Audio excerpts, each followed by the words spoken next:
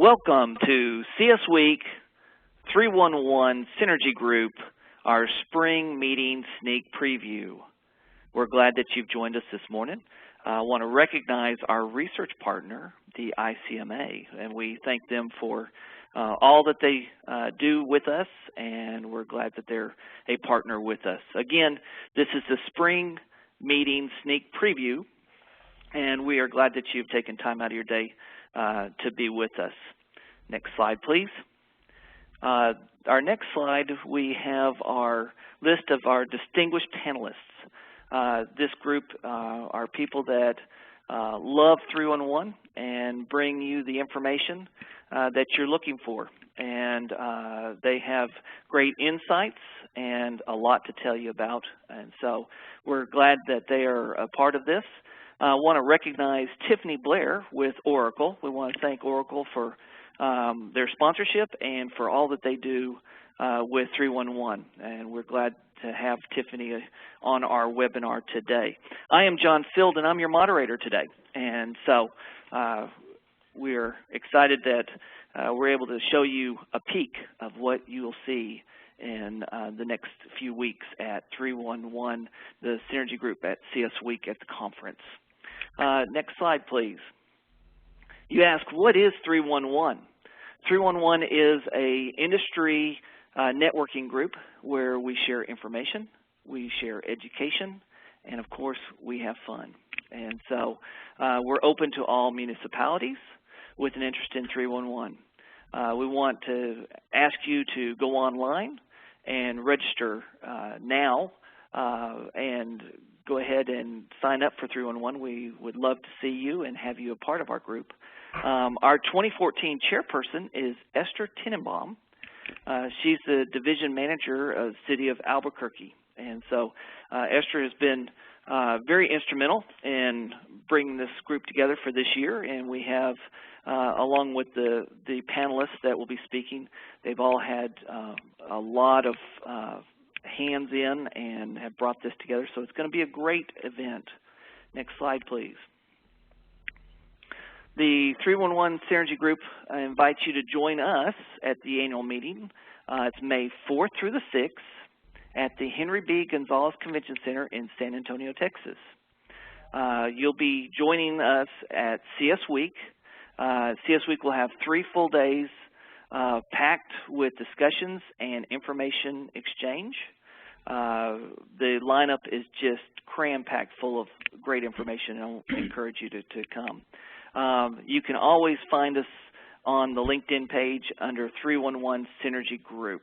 So again, we are glad to have you a part of our webinar, and I'm going to pass the ball to Jean Ann Lawson.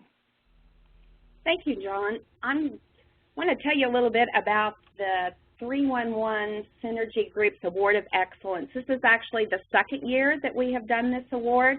And this year we had 9 applications. They were just all outstanding and outlined very impressive operations. So it was a very difficult process. But the applications consisted of 4 questions: teamwork, technology and innovation, the use of data, and improving service delivery and customer service.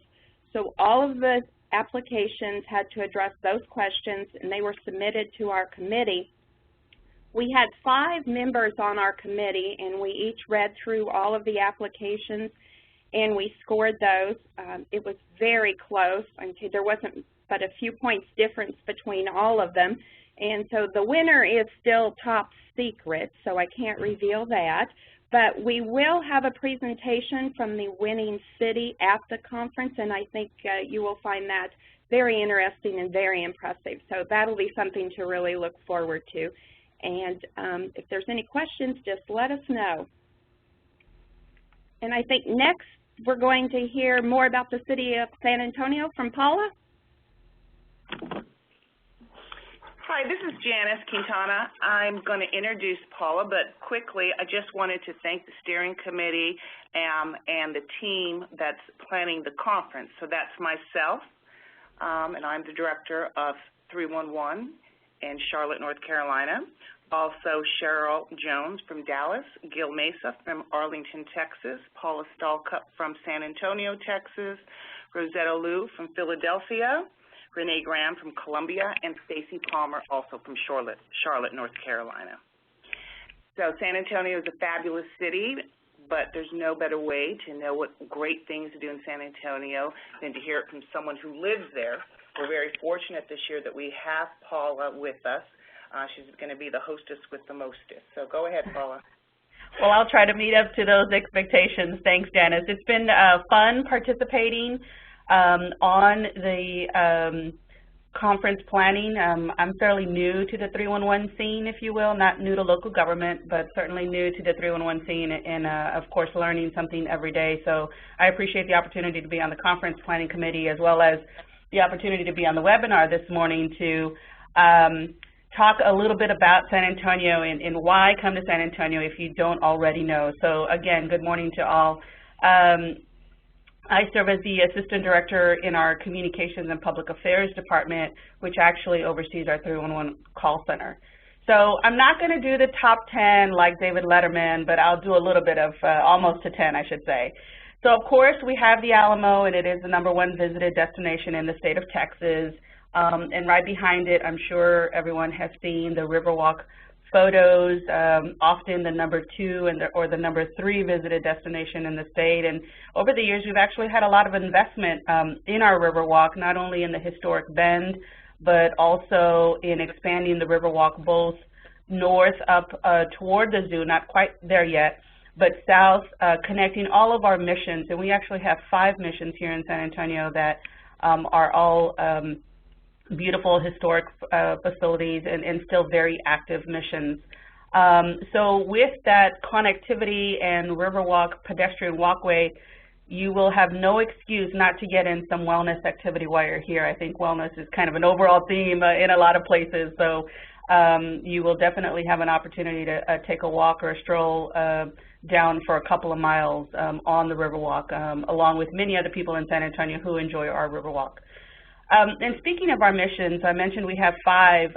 We're excited to be working with the National Park Service in our nomination as a World Heritage Site. So if you have an opportunity to visit not only just the Alamo, but the other missions as well, I think you will enjoy a great day or evening to do that.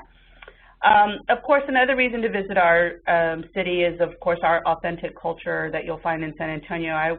I am born and raised in San Antonio, and I can tell you that we have a very diverse community. I would be remiss if I didn't include our famous Tex-Mex, and I'm not only talking about Tex-Mex food or margaritas, but anyway, just overall a very authentic community, very friendly city. At least that's what everyone tells us, and we like to think we're pretty nice too. So while you're here, speaking of Tex-Mex, rest assured there will be no shortage of great food while you're in San Antonio. We have not only, and we don't only, by the way, do Tex-Mex. I think a lot of people come and expect only to find Tex-Mex. Or expect to find people on horseback, and we don't do that either. We've grown up a little bit, so we look forward to having you guys here. To that end, I also want to mention the 2 great historic markets that we have in San Antonio. One is called our Market Square, or also known as our Mercado. We like to say it's the largest Mexican market this side of Mexico. And the other is our historic artisan village called La Villita. Both of those are great places with over 100 specialty retail shops. So hopefully, I know we're going to be, not supposed to, we're going to be in the conference for the most part of the day, but hopefully there's an opportunity for folks to visit one of those places and get a little bit of shopping done while you're here as well. I also like to talk about our museums because we have quite a number of them, and the McNay Museum, while the conference is here in San Antonio, will be having or hosting the Robert Indiana Beyond Love exhibit, which is organized by the Whitney Museum of the American Art in New York. We are the only other venue in the nation to host this critically acclaimed exhibition that will conclude later in May. So hopefully folks might have an opportunity to get out to the McNay and check out that great exhibit. It's on my list to do before it concludes as well. Along the Riverwalk, I mentioned, the museum reach. We have lots of public art and just lots of activity along our Riverwalk and throughout our downtown area. The convention center is very near. San Antonio is a very walkable downtown. To get to the Market Square, it'd be a 20-minute walk. And that's the furthest that you would walk to get to, whether it's the Market Square, whether it's Southtown to try some of the unique restaurants down in there. So again, I'm looking forward and I'm excited to have the conference here in San Antonio and assisting in any way that I can. We also hope to share some of the highlights of what we're doing here in San Antonio at the call center. Again, being fairly new to the business, very excited about it. I think we're doing lots of great things. We have lots of great restaurants, great places to visit, like I mentioned, all within walking distance. A little rainy today, but we are expecting great weather in May, and I look forward to talking to each of the conference attendees and certainly providing you with my favorite restaurant of where to go and directions and all of that good stuff. So thanks again, and we look forward to seeing you all in San Antonio. Next, you will hear from Andy Mamoni from the City and County of San Francisco, California. Thanks, Paula. And that's just one of the reasons why we picked San Antonio. Great venue, great place to get together. And along with that, we've got a lot of great content. As John talked about, we had so much stuff going on last year, we had to extend the conference into Sunday morning. And that's great because it gives us room for a new set of topics. And one of the things we're doing on Tuesday, kind of a Tech Tuesday theme, you'll hear more about some of that later on as well. But we wanted to go into giving more information about not just the tools, but what you're doing with the tools. Because it's not the tools that make the center successful, but it's how you use them, how do you share them, and what have you done with them. So we really want to get into some of the struggles and understand how we're going through them. So one of the topics that always comes up is, how did you do that? And that question is a combination of both the processes and technology that supports the processes. We've also had a lot of requests on the annual survey that we do to dig deeper into the applications that the cities are using. So to meet both of those needs, we've added a technology survey this year. What we did, we sent out 400 invitations. We got 49 responses back, which is a great cross-section and a great response rate for a survey, which also indicates the interest in it. Survey started with basic information about organizations, your workers, remote workers. We asked about servers, desktops, operating systems. And so before I lose all of the non-techies out there for the rest of the webinar, knowing the answers to these questions really helps you make decisions that'll keep your customer service reps happy, keep your talk time to a minimum, and then as we know, that's always going to keep your customers happy. So what we dig into in the survey, so we did the environment, then we go into telecom, what components are in use, are they in the cloud, are they local, what vendors do you use, are you using CRM, or you just have a spreadsheet, which CRM, is it on cloud or on-prem, do you integrate with other applications, and if so, how? So these are just an example of the reach of things we're doing. There's a lot of interest on mobile, so we talk about mobile. Do you build your own app? Do you have one from a vendor? Which vendor? Which services do you offer on it? How do you manage your social media? How do you manage your projects? So there's just a ton of different topics out there, and this is year one for the survey. So in Tech Talk, we call that a beta, and we've already thought about ideas for next year. But really, we've got some great information, and I can't wait to share it with you. It's information that will be relevant if you're looking to upgrade information, upgrade a system, get a new system, replace a system. So it's just one of the great tools that we provide here in the Thermal Synergy Group for you to do your planning and to be successful. So I'm really looking forward to going over the whole thing with you in San Antonio. And yeah, I'm going to hand this over to Gil, and he's going to talk about the networking part of it all. Thanks, Andy. Hello, I'm Gil Mesa, the Action Center Manager for the City of Arlington. The upcoming 2014 conference will be my 4th one that I participated in. I've had an opportunity to meet many of my peers that are typically referenced in articles related to our industry. I just wanted to give you a few of my personal examples of what I'm talking about. A gentleman by the name of Don Stickney out of Minneapolis, who's been perfecting at-home agent program for his 311 call center staff, or from Philadelphia, Rosetta Liu, who shares her experience and ideas regarding social media. And just like our presenter just a moment ago, Andy Maimoni from San Francisco, who's been on the leading edge of Open 311 and other social media tools. Unfortunately, there's just not enough time to name the many other peers that I've met and regularly communicate with thanks to the 311 Synergy Group Conference. But you too can meet Don, Rosetta, Andy, and all the others by joining us at this year's conference in San Antonio. And I did need to add that many of our industry's leading technology business partners are available as well. A good example is if you're researching CRMs, you'll find the representatives there at our conference. Or if you're stepping into the app social media world as it relates to your call center, you'll find representatives at our conference as well. I hope to see you at San Antonio. I think that it's a great experience, and it's a great networking tool for those of us in call centers. You know, that's pretty much all I have to say about it, and I really look forward to seeing you there. And now I'll turn it over to Tiffany. All right, thank you, Gil. Hello, and welcome to Oracle's preview of the 311 Synergy Group CS Week.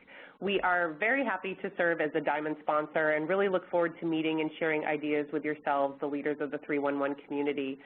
Again, my name is Tiffany Blair. I am the Senior Principal Product Manager for Oracle's Public Sector CRM Suite, so one of those vendors that Gil was just referencing. And I'm actually responsible for the strategic investment in Oracle's solution for 311. You can go to the next slide. As I meet with industry leaders like yourself, one message has been very clear and very consistent.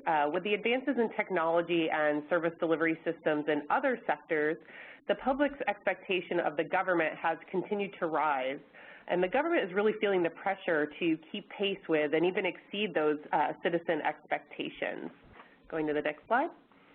And adding to this pressure is the fact that our ability as humans to adopt this new technology has really become unprecedented. The chasm between early adoption of new technology and the laggards has really been filled by savvy manufacturers and service providers. I mean, if you just look at the latest uptake of the latest iPhone, you see individuals who in the past may have been considered laggards in the process, but the ease of use and the services provided by these vendors has made it much easier for them to uptake these innovations. And with this new technology, we see drive towards new behaviors. There is really no going back from this. We are a society that has come to embrace these new behaviors and really accept them as the norm. So the fact is today we are always connected. If you think about the first thing you do when you get somewhere new, you think about, do they have Wi-Fi? Do I have enough bars to get access? By being always connected, it's making us always available. And with that, we are always sharing. So our location, what we're doing, pictures and videos, you know, what are we thinking at that moment? The list kind of goes on. And this extends beyond just social information. We're sharing information whether we know it or not. And finally, we're becoming always aware. We're being fed streams of information. Sorry, I saw the slide there. We're being fed all these streams of information that are both solicited and unsolicited, and deciphering what is needed in that moment. And you're aware or can easily become aware of whatever data that you need. So if you want to see what a car is worth, or how you're connected to someone, or where you can get something cheaper, all of that information is available to you at a single click or a quick search. And we as, you know, technologists really have to become aware that this is the expectation of the world as we move forward in developing new solutions. So going on to the next slide, one thing that's key in that is that not all customers are going to take that journey in the same way as we are. regardless of the way you segment your customers or your citizens, whether you use, say, geodemographics, behavioral or attitudinal segmentation, psychographics, or any combination of these combined with their historical transactional data, citizens or customers are going to demand a much more personal experience across their journey. Their needs, their attitudes, their behaviors are going to be different, and one size does not always fit all. So we really need to have this in the back of our minds as we move forward in developing new technology solutions. Going on to the next slide. The primary solution that governments may have historically used to sort of introduce new channels and new technology was really to just hire a team of people to create a solution for that new channel and then provide citizens with access to their resources via the latest and greatest device or solution. But as you can see from the slide, that client service journey has become more complex as they bring in new different devices, applications, social media, and just more steps to the process of service delivery. And so today, clients really expect to be able to traverse across the multiple channels seamlessly. So they might start in one channel, such as the internet, and continue that conversation with you as the government agency in another channel, such as the call center or even social media. So as you can see, it's not really a perfect experience yet, and these channels can become disconnected or inconsistent and frankly frustrating to the customer. So if we go into the next slide, what we really feel that it's so important to understand your citizens' journey through their life cycle of their interaction with your agency. It's really an opportunity to understand the needs and expectations of your customers at each interaction. So there are going to be moments that matter in every journey, and when the expectations for those moments are not met, this can lead to sort of devastating consequences, whether your complete failure of your programs, public relations nightmares, low morale amongst your call center workers, and other just breaks and interruptions in your continuous service delivery loop. You know, we really have to keep this in mind to avoid these consequences. So we as Oracle want to give you as much guidance as possible on where to begin in this process and really bring it into your, not only into your business, but into your technology as well. So how do we do this? We really start by putting ourselves in the customer or the citizen's shoes and looking at that journey that our customers have with your government agency. We want to help you uncover the truth about what they want, what they expect, and really what matters most to them, and how we do this. We want to understand how customers are really discovering what they need themselves and how they engage with your agency to research information, to make a selection of services and actually commit to those services. And then going on to actually start you know, receiving services and then ultimately influencing their friends to engage in a similar process. So all of this has to be kept in mind as you move forward in your overall service delivery experience. So going on to the next slide, with that, I'd really like to welcome you to Oracle's session at the Synergy 311 conference, where we will really deep dive into this process and really help you understand how Oracle's solution can help you drive progress in this space and really how your customer, or how our customers today are using it to drive innovation and customer satisfaction. So with that, I want to thank you for your time today and look forward to speaking with all of you in San Antonio. And now I'll turn it over to Stacey Palmer. Okay. Hi. I'm going to talk a little bit about the session that I'm going to be speaking to at the conference. IT, they will give you the car, but not the keys. So I want to tell you a little bit about what that means. SHARMAC 311 handles approximately 1.7 million calls a year for the city of Charlotte and for Mecklenburg County. Now, in order to handle these calls, we utilize 16 different applications and systems, and that's not counting the basic Microsoft programs such as Outlook, Word, Excel, etc. Now, of all these systems and applications that we use, SHARMAC 311 owns exactly one of them. Okay, so that creates a huge challenge for me as the IT manager. I need to know when each system is going to be changed, when there are going to be upgrades, patches, and I also need to know when they're going to be replaced. Not only do I need to know the wins of all of these events, I need to be a part of that planning process to ensure that all of the front-end data entry requirements that I have are included and are cared for in the plan to get those upgrades, patches, and outright replacements in. So, does my predicament sound familiar? If it does, then you need to come to the 311 Synergy Conference to hear some strategies for how to get included early on in the process when those critical upgrade and or replacement decisions are being made. Should be a great conversation, and we hope to see you there.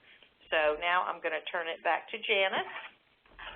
Hi, everyone. You can go back to that other slide, please, the Joint Communication Centers, the previous one. Thank you. The Joint Communication Centers is a growing trend with 311, the combination of 311 and 911.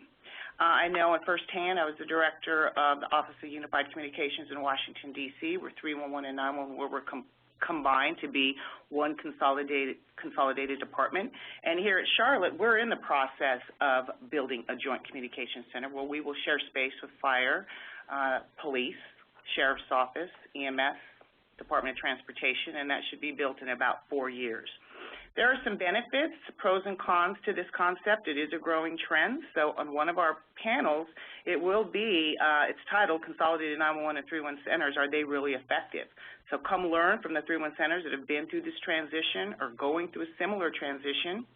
You can hear about some of the benefits, the culture change headaches, the politics behind these decisions, and some gained efficiencies of sharing space with 911 or becoming a consolidated center. One of our presenters on the panel will be Lisa Allen. She's a communications director for the city of Baltimore, which was the first 311 center, and they're going through this process as well.